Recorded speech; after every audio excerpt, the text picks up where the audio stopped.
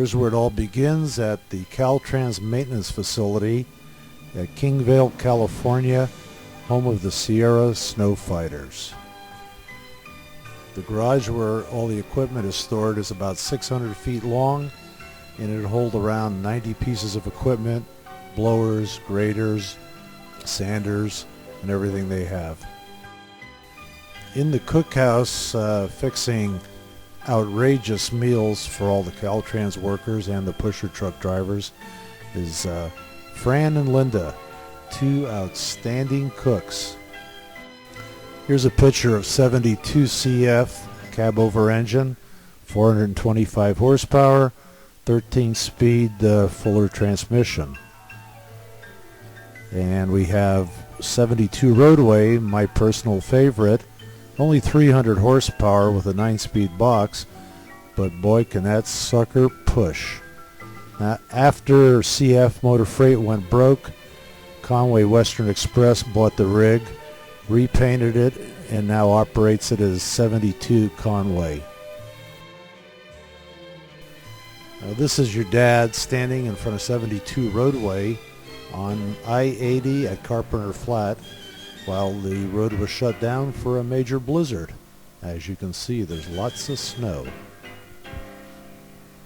This was my absolute first job they ever sent me out on. 2 sets of CF doubles had to be towed from Cisco Grove up to the Rainbow Bridge.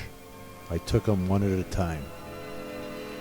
This picture I took eastbound on 80, heading up to the summit. I was pushing a set of Watkins doubles. You can see there was a lot of traffic that afternoon. This was kind of a special deal done for the federal government. We needed to get a crane into Nevada. CHP and Caltrans required that we use 2 pusher trucks. That's Indian Bob standing in front of the CF pusher. I was in Roadway. This happened to be a mishap down at Union Mills one night. The CF driver fell asleep, hit the abutment before the bridge by the Truckee scales, and rolled it over. A picture of a set of Viking doubles I pushed into the eastbound Vista Point rest area, waiting for a service truck to show up. Different picture of a Viking truck I pushed into the Donner Summit rest area at the top of the pass. Here's a hay truck they sent me down to assist down at the 2080 junction. This was kind of tough getting them straightened out, but in the end it all worked out fine. A quick picture of the Donner Lake interchange westbound from the cab of the 72 Roadway pusher truck. A picture looking north from Yuba Gap at the snow-covered mountains, kind of beautiful. Picture of wind tank lines out of Omaha, Nebraska. I pushed this guy all the way up Blue Canyon with my Dodge pickup. You can see the ram on the hood of my truck. Awesome kind of pickup truck.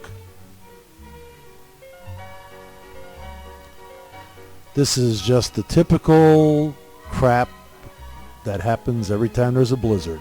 Cars and trucks all over the place. And this is the typical heavy traffic. It gets real slow going when the snow starts getting real heavy. Just a picture of a semi having a little bit of trouble. Looks like it's probably just before Donner Summit, probably around Mexican Campground, right around Soda Springs. Picture of a Rolba snowblower cleaning up the rest area at Donner Summit. These suckers can pump out 3 million pounds of snow an hour. Kind of an awesome machine. A picture of my business card I used to give out to the drivers if we happened to stop and I had an opportunity to give them one. A picture of my alternate business card.